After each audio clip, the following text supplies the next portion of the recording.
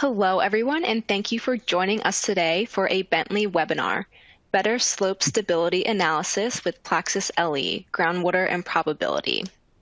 Before we begin, we do have a few housekeeping items we'd like to cover.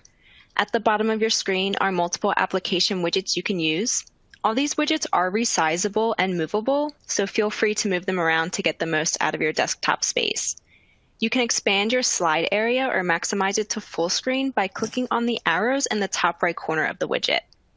If you have questions during today's webinar, please submit them through the Q&A widget. We will try to answer these during today's session, but please know we can follow up later with you via email, and we do capture all questions coming in. Additional help materials are available in the resource list, and we encourage you to download any resources or bookmark any links that you may find useful. For the best viewing experience, we do recommend using a wired internet connection and closing any programs or browser sessions running in the background that could cause issues. These webinars are bandwidth intensive, so closing any unnecessary browser tabs will help conserve your bandwidth. The webcast is being streamed through your computer, so there is no dial-in number. For the best audio quality, please make sure your computer speakers or headset are turned on and the volume is up so you can hear our presenters today. If your slides are behind or you're having any audio issues, please try pushing F5 on your keyboard to refresh your page. There's also a help widget at the bottom of your screen to help with some other common technical issues. And lastly, this webinar will be available on demand approximately 1 day after the session ends and can be accessed using the same link that you used to join us today. So with that, I'll hand it over to Sean to get us started. Welcome to this series of webinars hosted by the Geotechnical Society of Edmonton. This is the second and last 2-hour webinar in this series.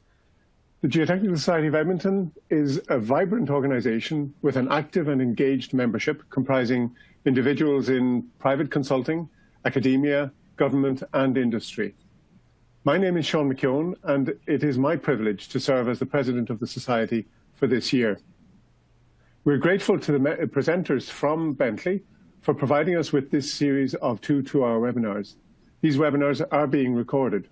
The recorded webinars will be made publicly available by Bentley, as Catherine has just told us.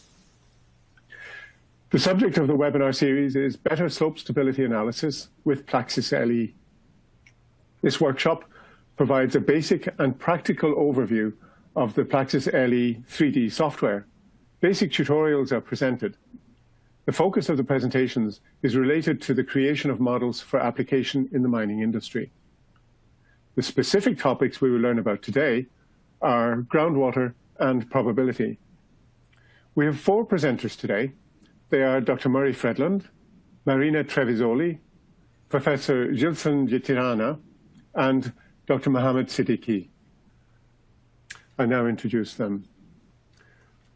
Dr. Fredland received his training from the University of Saskatchewan and Texas A&M University and has published over 50 research papers on topics related to database design, finite element modeling, and unsaturated soil knowledge-based systems. In 1997, he started Soil Vision Systems Limited with a database software product called Soil Vision, which could be used to estimate unsaturated soil behavior.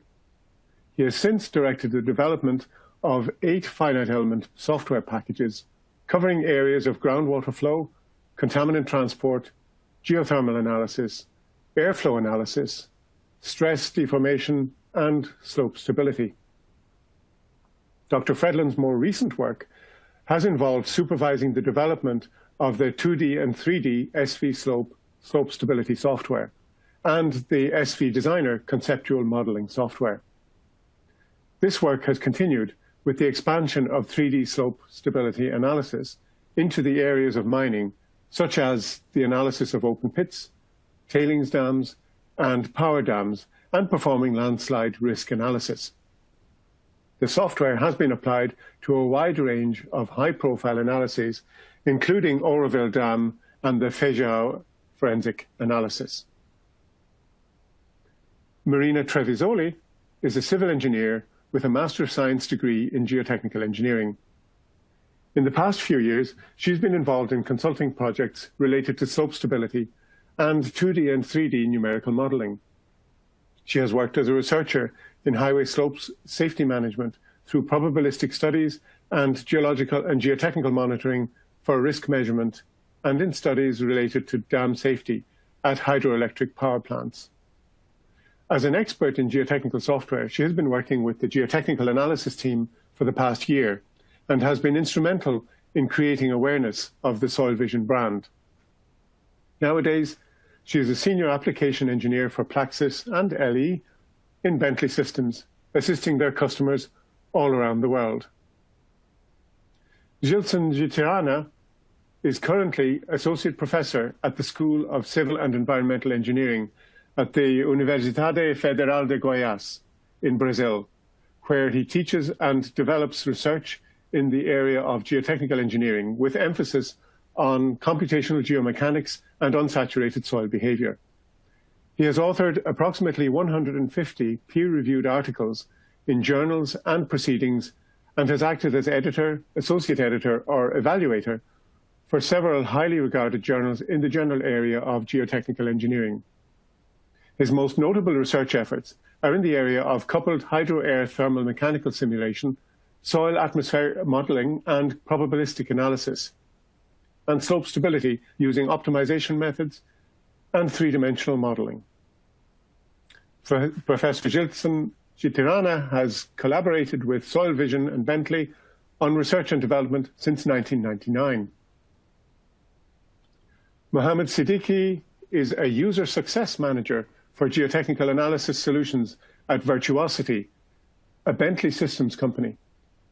He holds a PhD in geotechnical engineering from the University of Tokyo in Japan. He has worked as a professor as well as a geotechnical engineer in industry in several countries. Over the span of his career, he has gained a broad experience with geotechnical numerical analysis software solutions. As a user success manager, he works closely with existing and prospective PLAXIS users, including demonstrating, mentoring, and providing expert training. He's based out of the Bentley Systems head office in Exton, Pennsylvania, in the USA. Our moderator today, we've already met her, is Catherine Wroblewski, and I'm now going to invite our speakers and Murray Fredland to start the real proceedings that you came to hear. Over to you, Murray. Thank you, Mr. McCune. We appreciate the introduction and the kind words. We are happy to talk to you today about groundwater and probability, and we will get started here. So today, for the first presentation on groundwater, I'd like to give you a little bit of an overview of Bentley Geotechnical. Then we'll talk a little bit about the PLAXIS LE groundwater and go through model creation steps, which, since we're talking about a boundary value problem, we're looking at geometry, material properties, and boundary conditions, and then cover some of the key differentiators of the software, which are advanced 3D modeling, stability integration, unsaturated flow, and climatic modeling. So in terms of Bentley Geotechnical, we'll just start with the overall footprint. Really, you can divide the offerings into two camps: geotechnical information on the right, which consists of GINT and kinetics for boreholes, and more recently, the Open Ground Cloud product, and then geotechnical analysis, which is comprised of PLAXIS LE, where LE stands for Limit Equilibrium Analysis, and that was previously the SV Slope software, and then PLAXIS 2D, 3D Finite Element Analysis, and PLAXIS Designer, which was previously the SV Designer software and is involved with 3D conceptual modeling.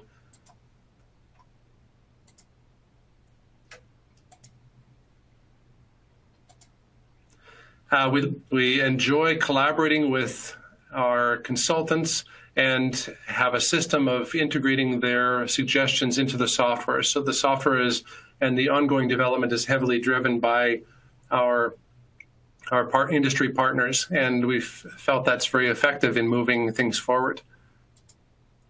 I like this diagram because it shows the real nature of numerical modeling. It's actually quite a complex workflow in terms of bringing together multiple data sets and multiple streams of information into having a complex model that the end result is that we replicate reality in as best a way as possible. So really you have data from the engineering design of the structure, say it's an earth dam, and that might be done in a product like MicroStation or OpenSite. Then you have topology information, could come in from LiDAR. There's drone data now that we can capture much better, and there's products like Context Capture in Bentley that can capture large areas of topography and overlay surface photos onto that. There's also satellite data such as INSAR. Then on the borehole subsurface side, you have products like GINT, OpenGround, and Kinetics that can bring in your substrata. And then field data, tying it into how is your structure performing. And there's companies like Sensimetrics that bring in live information, and you can pull that in, and as well as your laboratory data that forms the basis for your constitutive models. So this can be brought into PLAXIS Designer, and it allows the data to be viewed in the context of 3D spatial coordinates, and lets you know what you have in terms of information for the site. And then you can make professional decisions about, do we take a profile and do a 2D analysis, or do we want to extract a 3-dimensional area? And if so, how much of that for a 3-dimensional analysis? So this has been an overall workflow that we've tried to support, and within the Bentley geotech software suite. So really, let's focus on groundwater modeling today in PLAXIS LE. And some of the package highlights really are that it does saturated and unsaturated groundwater modeling. It's fully integrated with the slope stability module, so you can pull things in and allows you calculation of the changes in pore water pressures over time, which is the most common cause of slope failures. You can model steady state or transient analysis. Things can be modeled in 2D or 3D.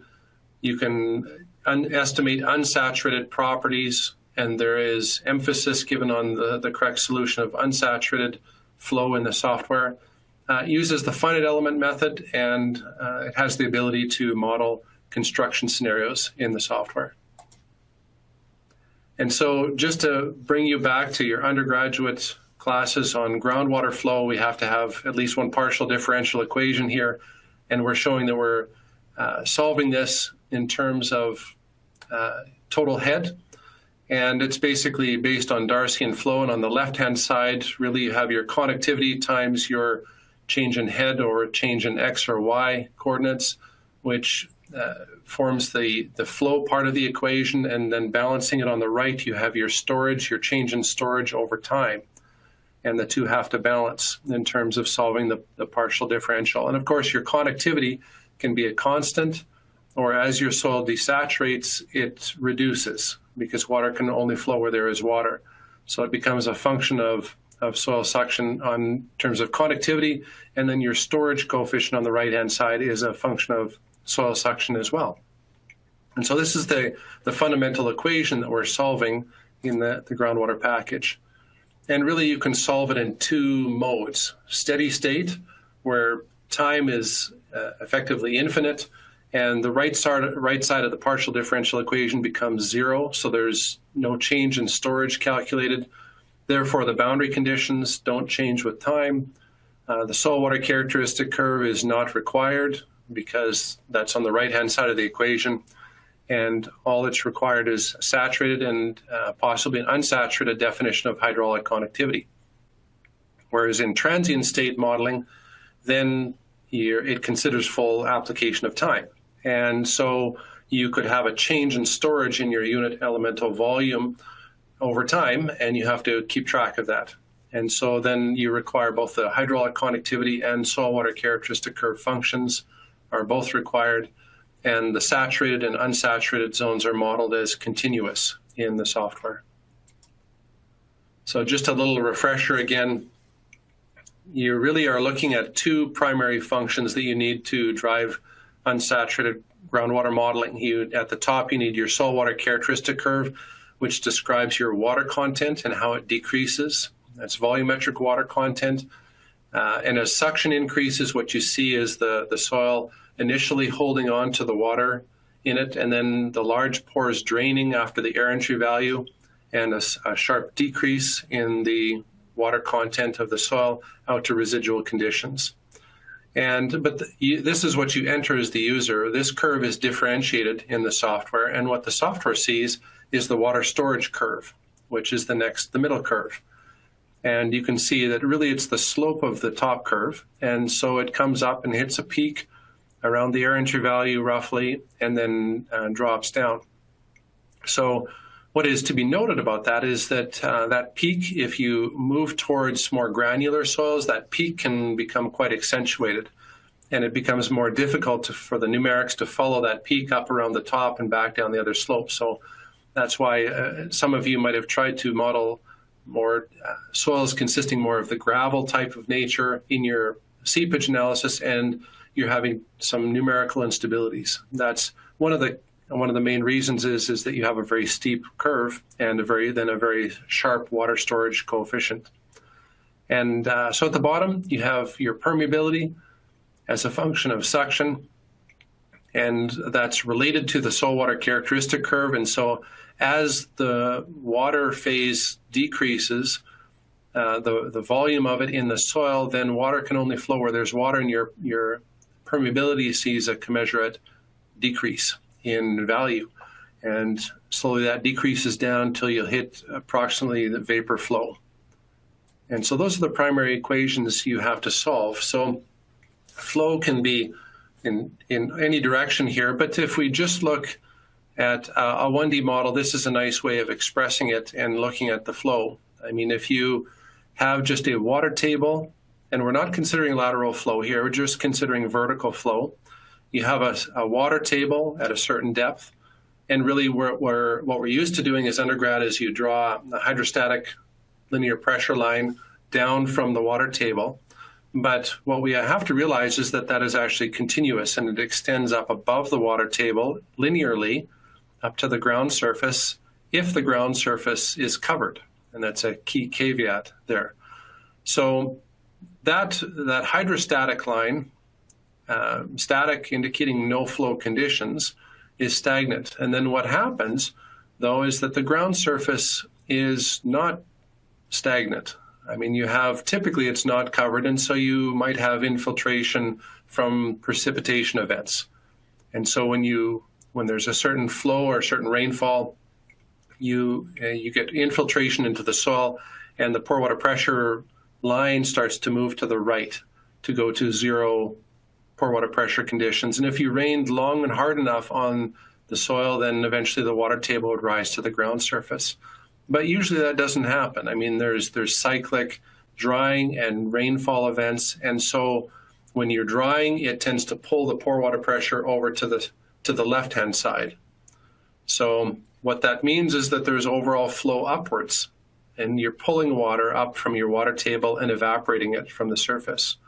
So infiltration, you're going down, adding water to the system. Evaporation, you're flowing up. And typically you'll get a cyclic nature of this. So those of you that have modeled this, you'll see the kind of a trumpet-shaped curve or set of curves developing near the ground surface where it cycles back between evaporation and infiltration. But I like this because it shows the nature of the one-dimensional flow in a nice way here. And we can model this now here and account for the climatic boundary conditions near the surface. So the three main things that we need to build a model is geometry, boundary conditions, and material properties. And so just going over from before again, there's multiple ways in the software to create models through different methodologies. And so this very similar geometry methods are the same for the groundwater package. In other words, you can extrude from 2D to 3D. You can build with multiple cross sections. You can take a layered cake approach. You can have borehole data import. You can exchange geometry with PLAXIS in 2D, and you can use the new profile spline blending method. So really how this works is you build up your surfaces and your layers again in PLAXIS Designer, and then once you export the surfaces to a closed-off 3D model, then you do a volume mesh in the groundwater package, and you go from there and then assign boundary conditions. So in terms of defining material properties, you for a saturated soil, you need to put in your saturated hydraulic conductivity, so you can go to the dialog and enter in a constant KSAT value. There's also, with soil vision soils, there's many different ways to do estimations of KSAT based on grain size variables such as D10, D60, or percent sands, clays, those kinds of things. So the right lower dialog shows that there's quite a few different methods for estimating your KSAT value. But in this case, it's usually best if you measure it. People typically measure this information and put it into their seepage software. So then for unsaturated soils, if you want to model the change in water content with suction, there is a number of different unsaturated curves: Fredlin, Chang, Huang estimation, modified Campbell estimation, Van Genoegden, Brooks and Corey, Gardner. All the main ones are there to represent your unsaturated hydraulic conductivity as suction increases. And you also need to define your soil water characteristic curve to define how your storage changes over a change in suction. So again, you have different fitting methods. This curve can be estimated again based on grain size using the soil vision soils software, or you can put in lab data and fit one of these fitting methods to it, and all the main fitting methods are implemented in the software.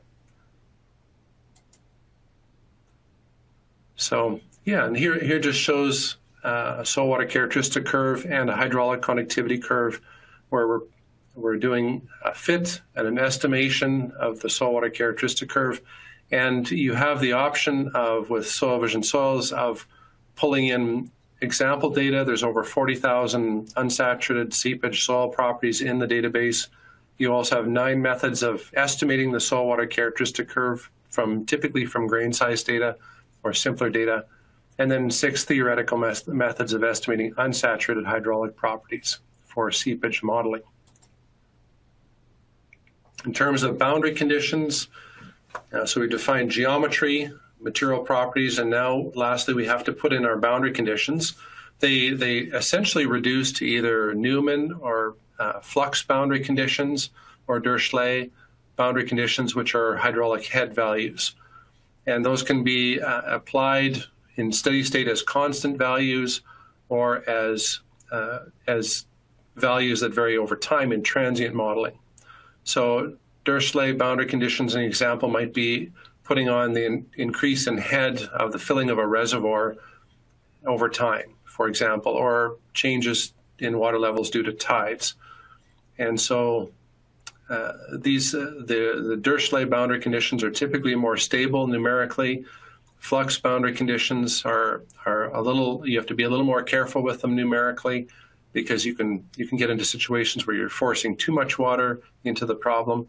But they're appropriate in different situations. Flux boundary conditions are typically used for the soil atmospheric fluxes, water uptake inside of a well or groundwater flow, etc. So how are they applied in 3D? Well, in 2D, it's very simple because you just have a polygon and you apply it to a surface. In 3D, your regions become the shapes, the sides of a cookie cutter extrusion vertically through your surface, your volume rather. So what happens is they're applied to either surfaces or sidewalls in 3D. So in other words, on the left one, I could apply a boundary condition to the bottom line of some sort. Say it's a head boundary condition, and it extrudes up until it hits the next surface line, which would be in that case the top of the model. In the right-hand example, I can apply boundary conditions to the top surface, which is surface 5, or I can apply boundary conditions to, surface 1, and they would extrude up to surface 2. Or the example shows here applying boundary conditions to surface 3, and they extrude up to surface 4. So those can be applied into pretty much any portion of the 3D model in that manner. And flux boundary conditions. So these would be constant in most steady state models. In transient models, you could have them vary with time, and they can be applied normally as shown here to the boundary surface, or vertically as in the case of precipitation, rainfall, that kind of thing. Climate boundary conditions are also a form of flux boundary condition, where we apply that detailed climatic condition to calculate actual evaporation at the ground surface. And then head boundary conditions can be applied as as time over time, or as a constant value to the sidewalls or to the surface of a model here. And then if you don't know where the water table might exit on a face, a seepage face, then you can do a review by pressure boundary condition, and the software will iterate and calculate for you. Like on the example below, you might not know where the water exits the earth dam. You can apply a review by pressure condition, and it will calculate that for you and iterate around that. There's also some specialty boundary conditions that have been implemented to ease numerical modeling in the software, and rivers are one of those, where you can take a river object and draw a line segment on the surface of a model and apply a head equal to the ground surface along a complex 3D topography. So those are handy objects and simple to apply boundary conditions at the surface of a model simulating a river. Tunnels can be used as internal boundary conditions, and you can simply draw line segments in 2D or 3D models and apply a rate, a head, or a review by pressure boundary conditions internally in the model. And those are very useful for tunneling and drainage type of scenarios. There's also wells that can be put into the model. These can be copied en masse into the model and modeled as sinks, which are essentially a pumping type of element, or sources, or an injection type of situation. And again, you can put a rate, a head, or a review by pressure situation on these. And so just to talk a little bit about some of the differentiators of the groundwater package, really the primary differentiators are the ability to do advanced 3D modeling, the stability integration with the PLAXIS LE software, and the unsaturated flow, and the ability to incorporate climate into the models. So we'll just talk a little bit more about those here.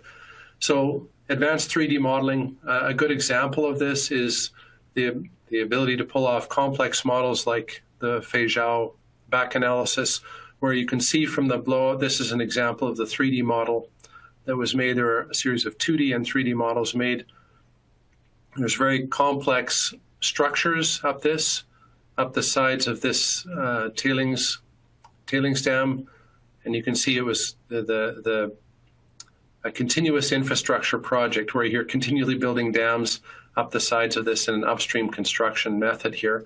And you have, each dam has a little chimney drain and a lateral drain, and to further complicate it, then you had little drains established in the slope through perforated pipes that were allowing water to drain out of this. And it was important to represent that in the model because it was a significant aspect of the flow in the earth dam to be able to represent. So the drains were incorporated, and as well as layers of coarse and fine tailings seen by the copper and the tan colored materials. And so really what it allowed is for this type of modeling to take one step closer to reality, which is a process that Bentley calls digital twinning, where we take a model and we endeavor to bring it closer to reality. And anytime you're going closer to reality, you have a little better chance of seeing alignment between your modeling and what's really happening in the field. And we were able to achieve some interesting results by doing this process with the forensic back analysis. So another key case of advanced 3D modeling was Oroville Dam. It's the tallest dam in the USA in terms of hydropower. And there were issues around the spillway, and that facilitated a reassessment and reanalysis of the earth dam itself. And so unsaturated flow and evaporation was modeled, and slope stability and PLAXIS design and PLAXIS LE were used to model this. And the interest was, in this case, you can see from the 2D profile, there's quite a complex core of the earth dam. And it was in this case, the project required that complexity be modeled fully in 2D and in 3D. And so it was a challenge to build this structure fully in 3D and have all the surfaces pinch out and represent them well. And PLAXIS Designer was used extensively to build this 3D model. In the end, it replicated the actual structure very, very well and was a successful project. And so then as well, the integration of stability in the software is a strong point, being able to share geometry between the groundwater module and the slope stability module and do things like simulate rapid drawdown, changes in water tables, and then do multiple stability analysis over time automatically, so you can just plot your factors safety varying over time is a strength of the software as well. And then unsaturated flow, being able to handle not only the saturated zones, but unsaturated flow through the software is a lot of times important in the analysis. And there's also related constitutive models for unsaturated shear strength behavior that mirror the unsaturated analysis in the slope stability package. And then you also have the ability to estimate unsaturated properties with soil erosion soils. And climate coupling, those of you who have worked in the industry know that really the upper boundary condition in these seepage models is often very active. And you have rainfall resulting in infiltration. You have maybe some vegetation, which acts like a water pump, pulling water out of the slope. You have evaporation.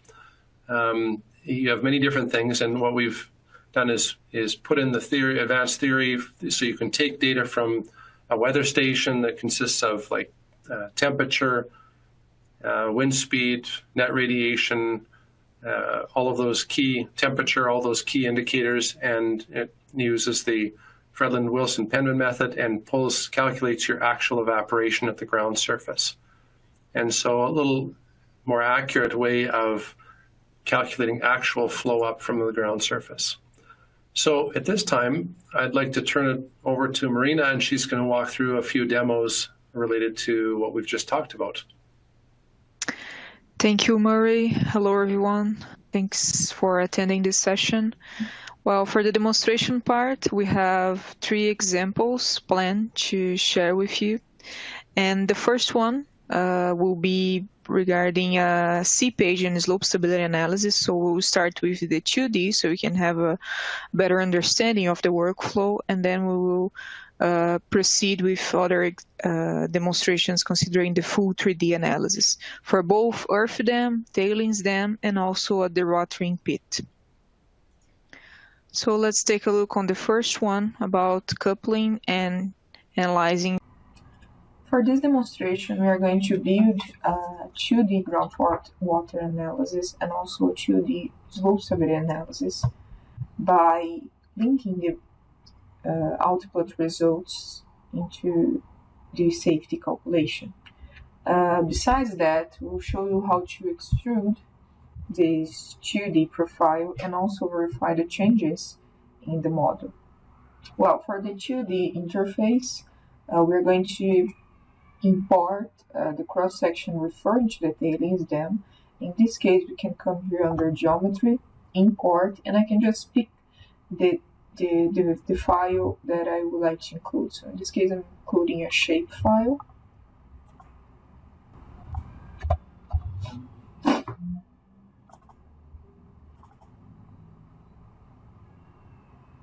I have here the slope stability tutorial that I will double click.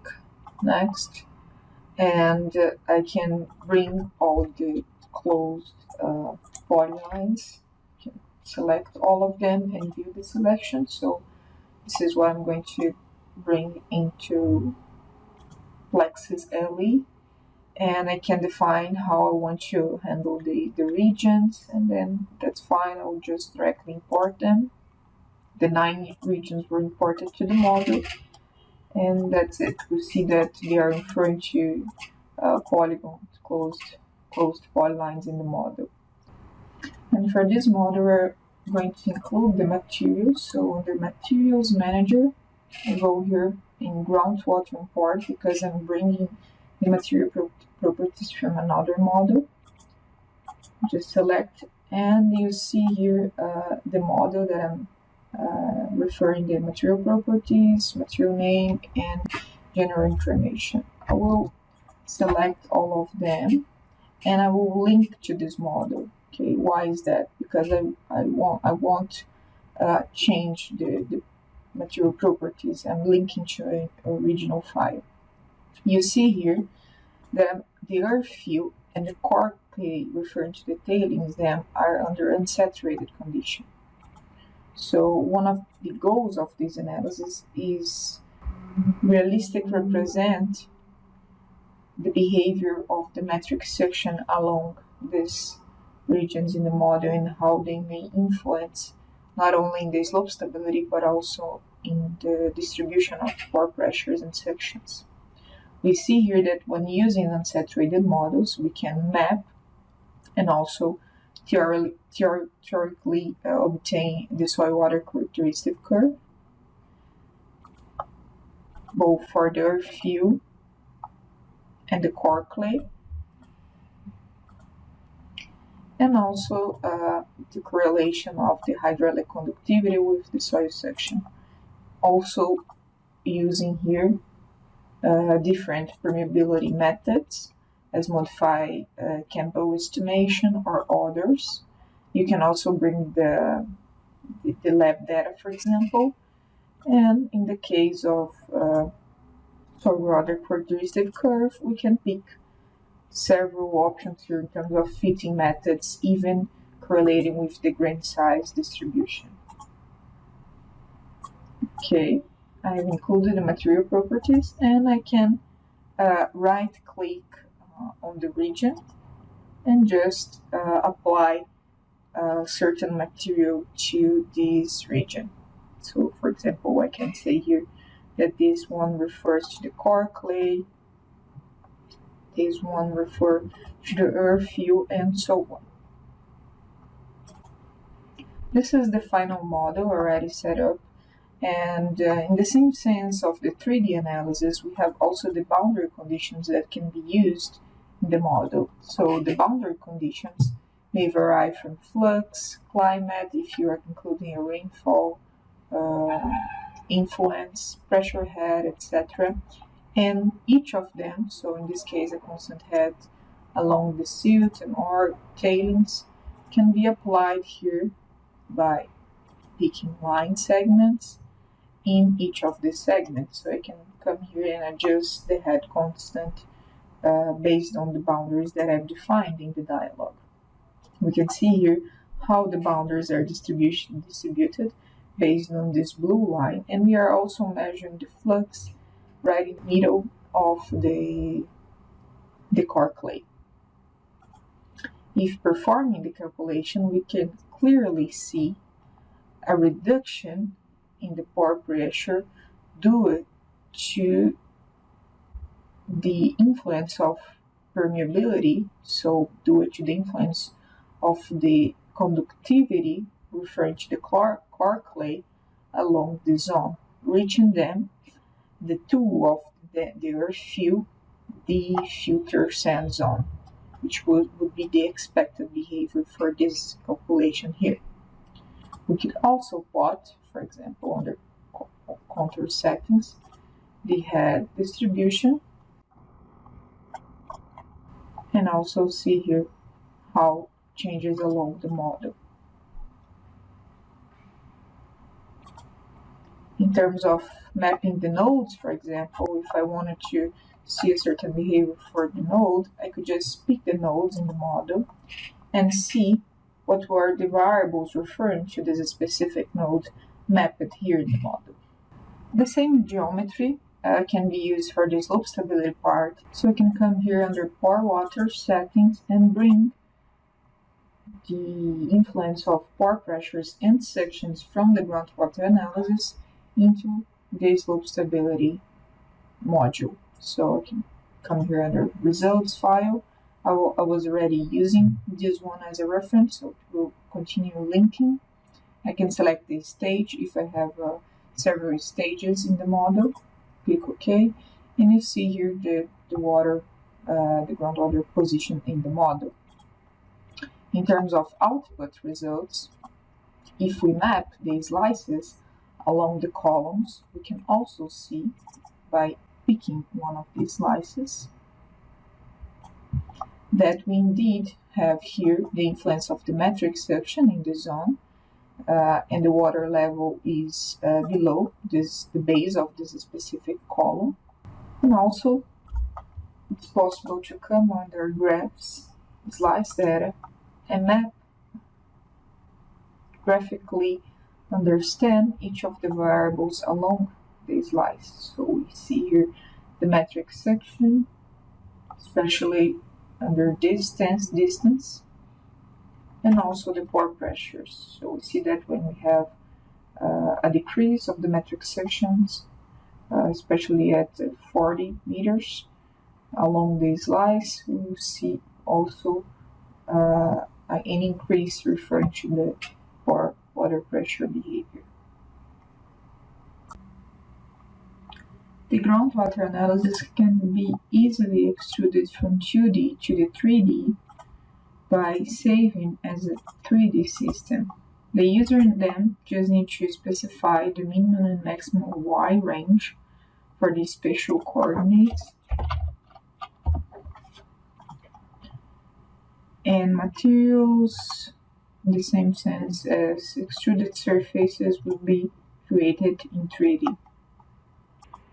Output results in this case for the groundwater, as we don't have changes in the materials in the same sense in the elevation of the topography, will maintain the same behavior as a 2D cross-section, and can also be used in the 3D extrusion of the slope stability analysis. For this 3D simulation of the groundwater flow regarding an earth dam example, we are considering that the surfaces in the model, which include 5 surfaces and 3 regions, are coming from a PLAXIS designer example. So in that case, we will perform a steady-state analysis following the workflow of the groundwater analysis module. So here under module settings, we are keeping the default parameters related to the density of the water, etc. And in terms of materials, I'm going here at the material manager, and to speed up, I will also import the materials from another project. So in that sense, I'll just copy and paste, and in groundwater analysis module, we can consider the material as saturated or unsaturated. If it's under a saturated condition, we'll be able to include the properties of the saturated hydraulic conductivity under constant, intrinsic, grid, etc. And also the volumetric water content, the saturated volumetric water content, as a constant value, because we are also handling here a steady-state analysis. If you were including or considering unsaturated flow, we could simulate the soil water characteristic curve and also the unsaturated hydraulic conductivity using the correlated theoretical methods. So in that sense, we can continue by filling each of the layers here with a certain material. So I can go under geometry, state settings, and in this case, I will add the materials under the state settings 1. I'm just considering 1. I'm not simulating any construction or excavation. This is not the goal of this analysis. And in this case, what I will do is, so for model extents, which is the model limiting, I'll just consider here the dam, the clay core, respecting the order of the layered cake, and the till. So I will just replicate the same for the pond region and also the river boundary, which represent reservoir conditions upstream and river condition downstream the dam. So let me finish including here the materials, And in that sense, as I mentioned, no action and no water table will calculate the position of the water table. And we see here how our model should look like. Okay, so here we have the clay core, the dam, and now we're going to apply boundary conditions to the model. As initial conditions, we could adjust the initial head. I'm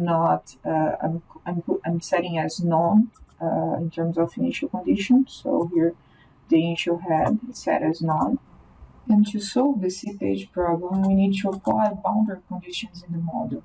In this case, the groundwater analysis has several different types of boundaries to have a realistic representation of the actual natural, essential, or special boundary condition in the model. Under boundary condition, in this case, we will create two boundaries, so upstream and downstream, referring to the head, to a constant head. And we can basically add the boundaries here, so list them under different categories and apply the details referred to the boundary. So it can be a flux, pressure head, unit gradient, review boundary.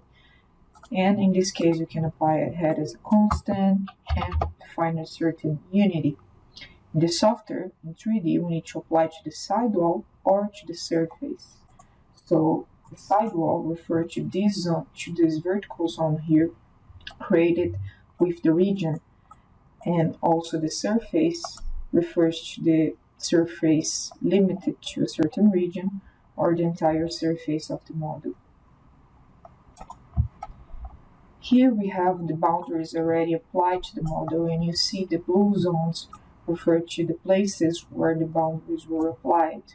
So a constant head at 10.2 meters downstream and also applied to the surface of the river boundary, and 37 meters of constant head to the pond region here, to the pond boundary, and also to the upstream sidewall of the analysis.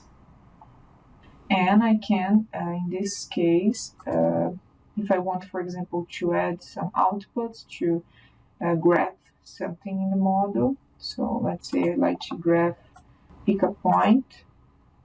Let's say that reading. In that case, I would like to read the pore pressure. I'll select a point in the canvas. So right here at the filter. Okay, I can pick as many as I want. I can now generate the mesh. So the triangulated mesh will be generated. There are some settings that we can adjust in order to improve the element's quality, increase or decrease the triangulation, so finer or coarse. We have here the mesh generated. We can see that there is a high refinement close to this intersecting parts, and then coarsen triangulation here around this zone. Okay, it seems that it's all fine. I can now analyze my model and see what we'll get. After running the model, we see the message completed. That's fine, exit. And we can now access the output results. When we see this orange icon here, means that we can access the output. And initially what we can see is the measurement of the pore pressures along the model. Okay, so based on the condition set, this will be the behavior of the pore pressure in the model. There are several tools to adjust graph the results. So let's say under graph manager, I included a point, and all the things that I included, they will be under different tabs here. So I can double click the reading and I see what is the pore pressure related to this specific point, so 0.45 kPa. As just one point I see in that sense, but I could have multiple entries, and each different tab will offer a different result. So let's say we like to slice the 3D model and check a certain variable along this specific slice. I can use here the slice settings, create a new slice, and sometimes it's easier to understand the behavior of a certain variable.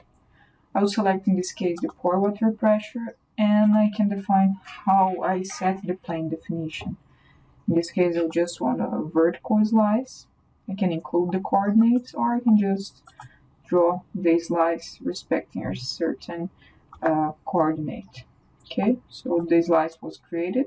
I'll click OK and include it here along the model. So I can also come here under plots, value blanking, and I can say, well, I want to show a value blanking respecting that I just want to exclude the pore pressures of the 3D model that are less than or 2000 kPa. So in this case, less than the higher value. And why I'm doing this? Because I can just see the position of the slice and also how the water table, how the pore pressures in this case will decrease respecting the core, the clay core, and also reaching the filter zone. The same geometry can be used to create the slope stability model. And under the slope stability model, we can bring the information from the groundwater analysis. So for water dialog, under settings, we can define the analysis if you are bringing the results file, an absolute path, or linking the file with the original module. And then it's just a matter of mapping the right output obtained from the groundwater part. The results will show us that the sliding mass is indeed being influenced by the effects of the groundwater level included in the model and consequently distribution of pore water pressures. This demonstration is a typical example of a dewatering process regarding an open pit model. So if we take a look here at the surface being used in this model under the YZ view, we can see that it's separated into three materials, and we can also see the inclusion of the wells as boundary conditions in perspective. So the materials were applied in the stage settings, and we are considering in this model three surfaces besides the constant one below the model. In terms of boundary conditions, besides the standard, the natural ones, we are also using as a specialty the wells manager. So the wells in PLAXIS LE can be added to a 2D or a 3D model, and they can be used for pumping or injecting a mass of energy in the model. Okay, so they can basically be modeled as sinks or sources, and also in this case we can adjust what is the type of boundary condition type when we paste the information regarding each of the wells. So in this case here, if I take a look at the properties, besides coordinates, I define well input type if it's in terms of elevation or depth, and also here I define as head, so 20 meters, but it could also be a rate. In this case, I need to define the rate and also as a review by pressure. Okay, important to mention that if the automatic mesh refinement is enabled in the finite element modeling, the mesh will be refined where the gradients referring to the wells are larger. Okay, so I will close this dialog, and in terms of mesh, I can quickly generate the mesh for the model. So the tetrahedral mesh are being generated, and we can see here the mesh quality without any further problems. Well, let's then solve our analysis. In this case, I'm working with a steady state model by defining the model limits with a constant head of 60 meters and the wells basically pumping and reaching a head of 20 meters for all of them. We can see here in the groundwater solver that the model was solved in 8 seconds. I'll click on Exit, and let's now check the output results. So the initial contour that we can obtain is referring to the pore water pressure. We are using unsaturated materials in this model, okay? And besides this visualization, we can initially see also the influence of the wells, and as an initial condition also this 60 meters elevation here, referring to the head. In terms of plots, we can take a look here at the head. I'll just select the region contours so we can see. And to adjust the visualization, I'll just deselect the mesh. And you can see here the changes based on also the elevation of the model in terms of the head contours along the surrounding area of the open pit.